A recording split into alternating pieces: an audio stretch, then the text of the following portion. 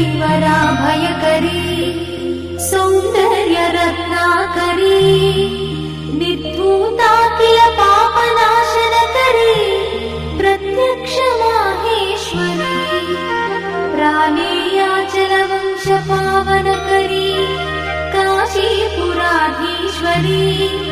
भिक्षां देहि कृपावलम्बनकरी माता